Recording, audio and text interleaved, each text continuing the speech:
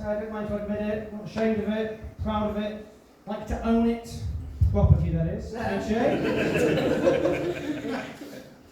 I'm from Harrogate. Are you familiar with Harrogate? Been to Harrogate?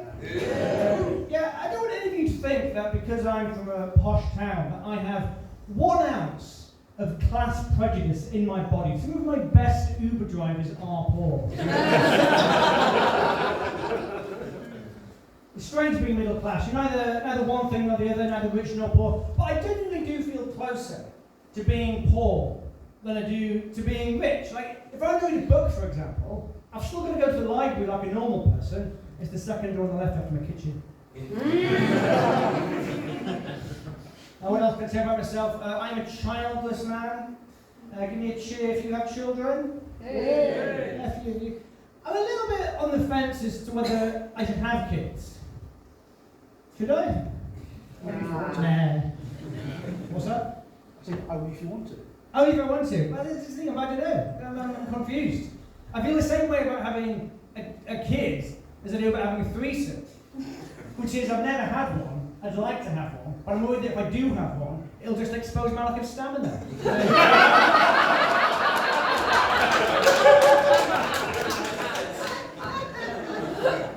Now, I'm never quite sure if the laughter of recognition I'm getting for that joke is coming from tired parents or from people who've underperformed in gangbangs. But the fact is, when I asked you had kids, only a very small few of you said you had kids, so... really shit orgies happening in Manchester, as it turns out. Yeah, no, I've got a lot of sexual anxiety, don't admit it. The reason I've got a lot of sexual anxiety is, it all stems from one incident, which is the shortest amount of time that I've ever lasted sexually. Which is minus 58 minutes. And the reason for that is, my wife and I were on a plane, and we decided to join the Mile High Club.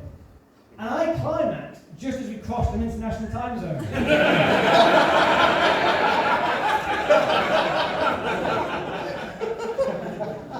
Which is only a problem if you're flying west. Fly east, it lasts ages. At least 62 minutes.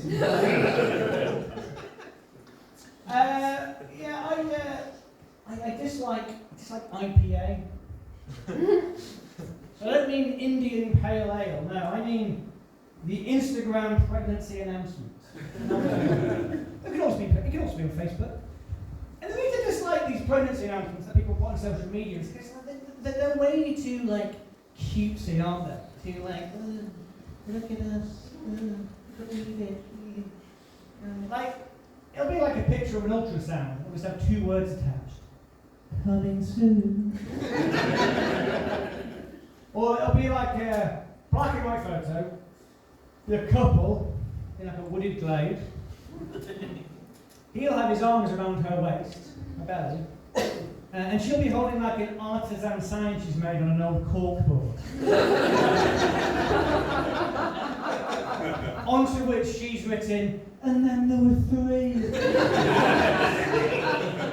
I really hate it. It makes me want to cut my dick off. Absolutely. My wife would go at me for prematurely doing one of those, and then there were 3 Instagram announcements. It's my way of announcing to the world that I was having an extramarital affair. Don't register. I'm quite close to my family, very close to my mother. I've got a good mum. My mum is very, she's like a good advice mum. And one of the best bits of advice she ever gave me was, it was about funerals actually. She said you should always laugh at funerals, find an excuse to laugh at a funeral. Because it's meant to be a celebration of the life. And when she really lived by this, I remember very vividly, at my granddad's funeral, as we were lowering his casket into the ground, we were pissing ourselves laughing because he asked to be cremated.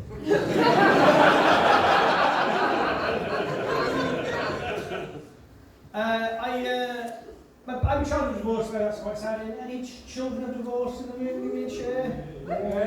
Yes. You, sir, what's your name? Okay. Oh, right, yeah. I didn't want this. You didn't want this? You go, woo! Good for you then. Very much want this. How old were your parents when they divorced, if you don't mind me asking? 35-ish. 35? Yeah. Oh, right. I've got no sympathy then, sorry. Mine divorced when I was 9. I've got scars. Did anyone else parents divorced when they were very young? Anyone? Yeah. You were? Oh, yeah. Oh, they're all very young. Yeah.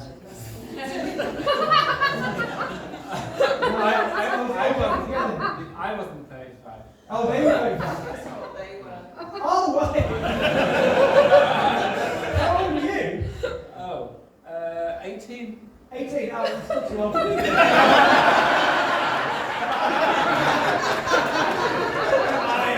got one. This is what I want. 11. This is a very organic piece of comedy. That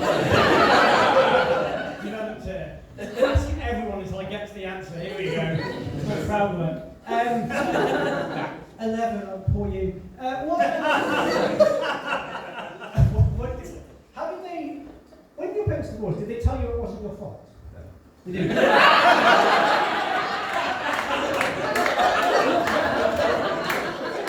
It was your fault.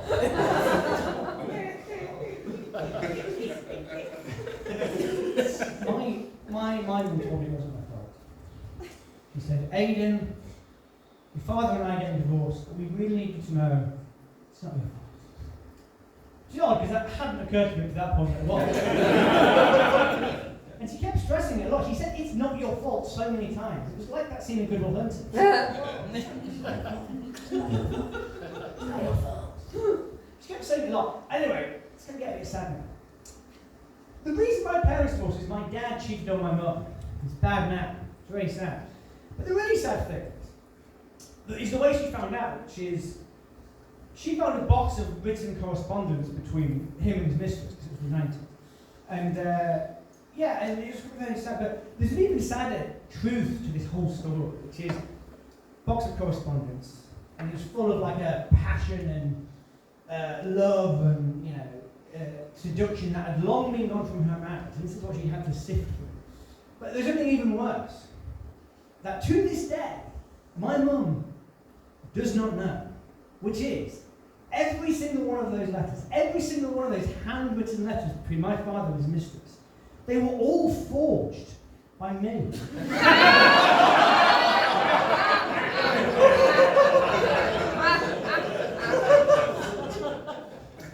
it was my fault. Very much my fault. I'll leave you with a quick play, being a very, very nice audience. Does anyone here speak a second language? Give me a cheer. Hey! Right, I can't see anything. Was that you there, sir? Did you cheer? Yes. Well, what's your name? Jonathan. Jonathan!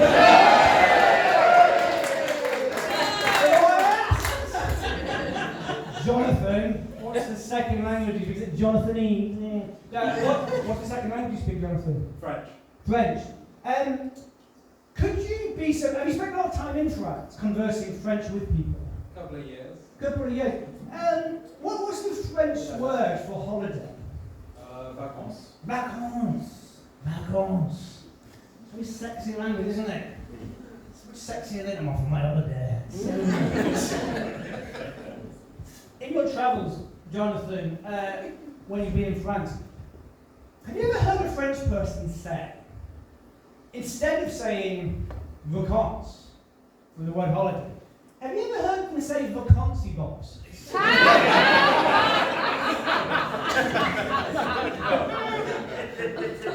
Ever come across that on the banks of the Seine? Not once. Not once. I'm moving to France.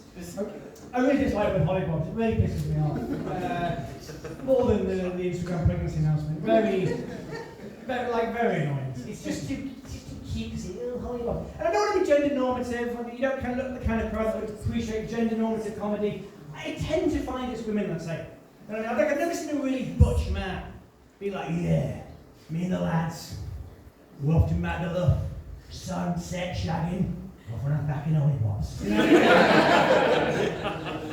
I've never seen that.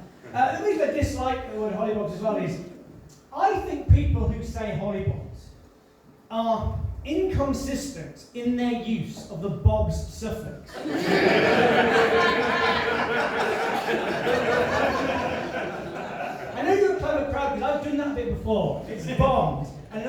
meeting and said, they don't understand what suffix is.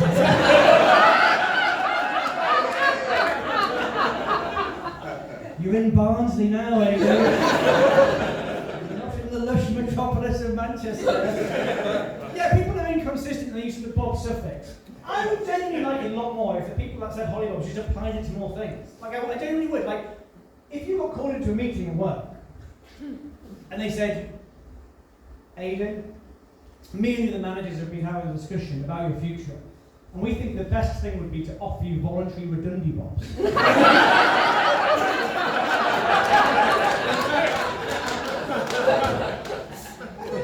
Everyone's in the news, and they said, Vladimir Putin has shocked the entire world by today invading Ukraine, bobs again. I'll leave you now. I'll just say before I go, being from Harrogate as I am, we don't say hollybobs in Harrogate. We're much posh than that. We use the formal alternative hollybobbers. So there you go. You've been an absolutely lovely audience in Manchester. I'm Aidan McCaffrey. You can follow me at Aidan Comedy. Thank you very much.